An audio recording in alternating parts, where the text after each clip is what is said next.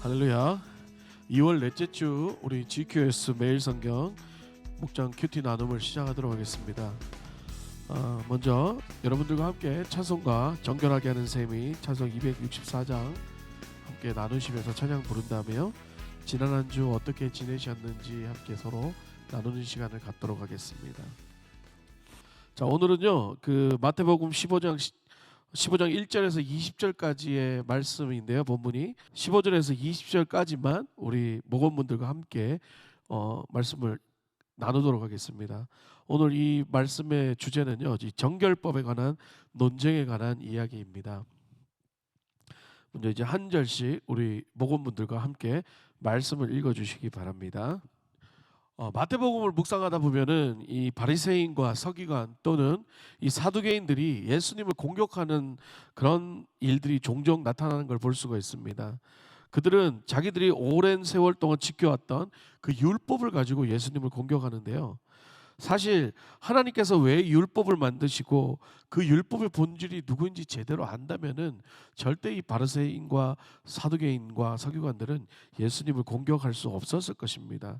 그런데 그들은 율법의 본질을 모르고 율법의 본질을 왜곡한 채 자신들의 율법을 지키는 행위와 그 열심에 심취해서 오히려 하나님의 율법보다 더 열성적으로 행위를 강조하고 전통이라는 유전이라는 그들만의 새로운 방법의 율법을 탄생시킵니다.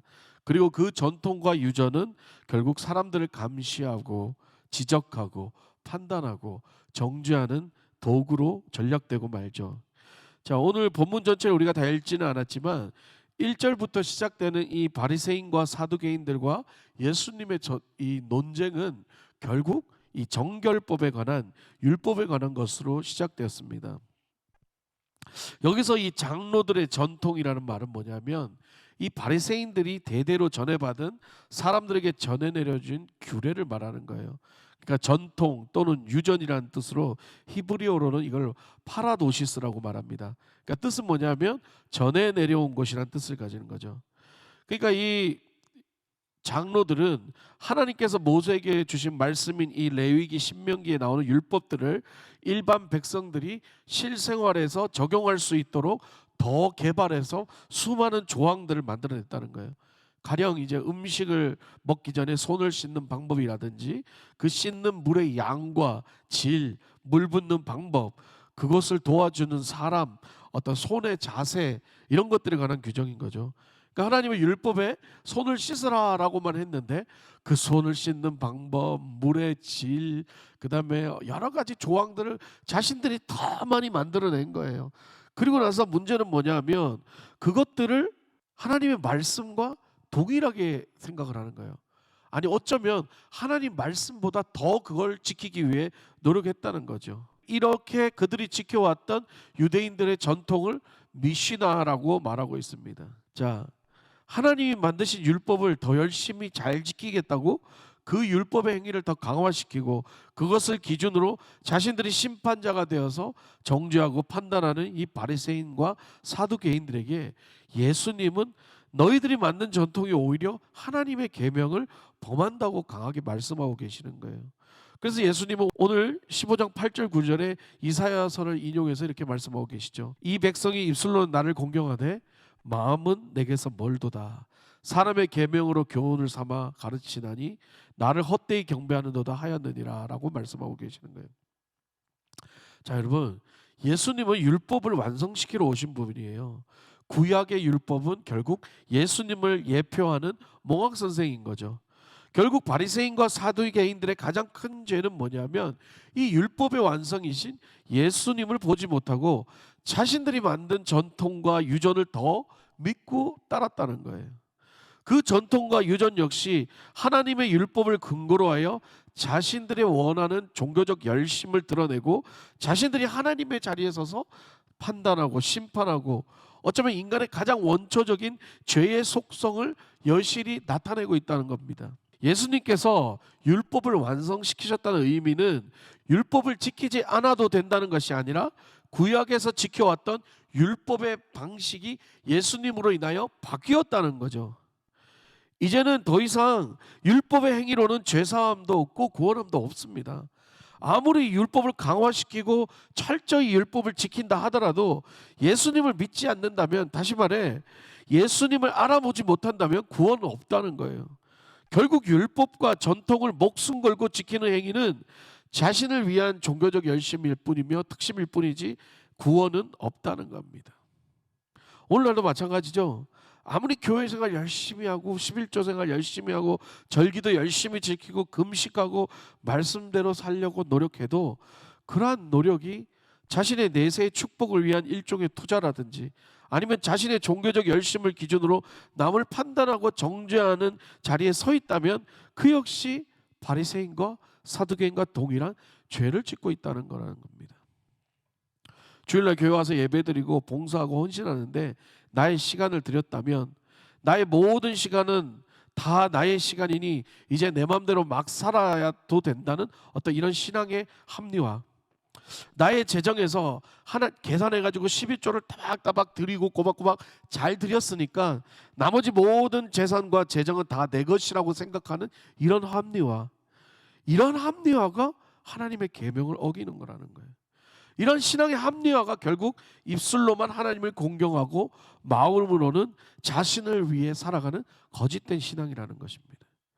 예수님이 완성하신 율법은요, 구약의 율법에서 완전 업그레이드 된 것이라고 보면 됩니다. 이제는 나의 모든 것이 예수님의 것임을 고백하고 살아야 된다는 거죠.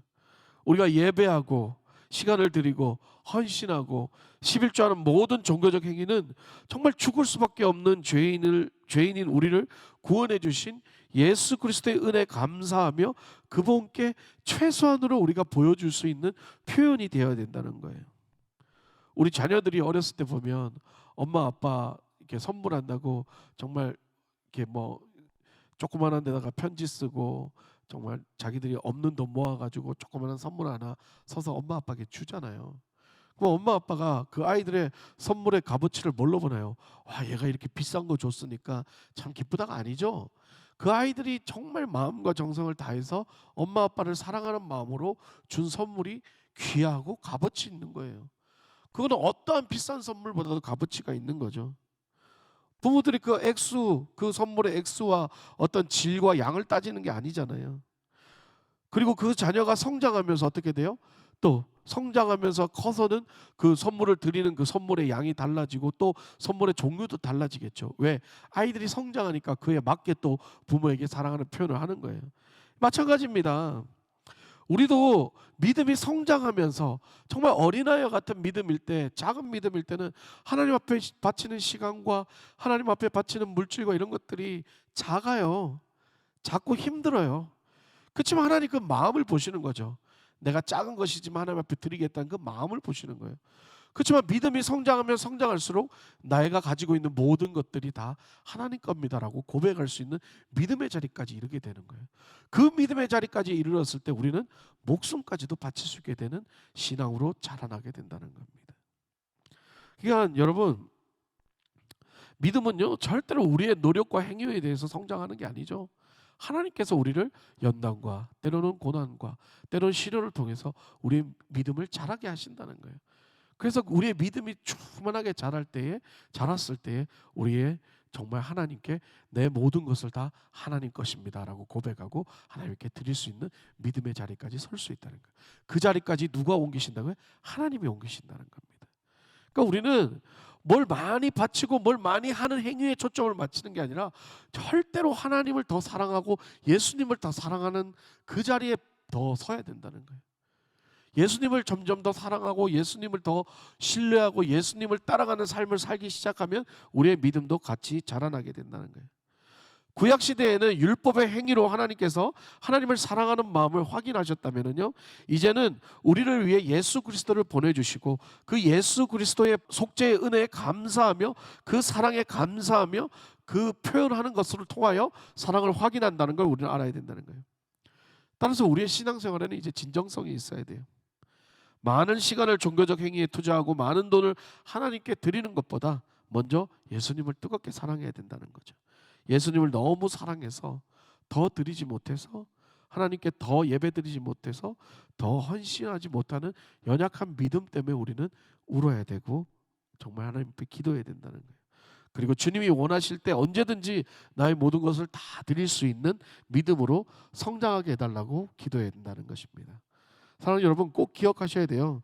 내가 하는 종교적 행위와 열심을 가지고 신앙을 합리화하시면 안 됩니다.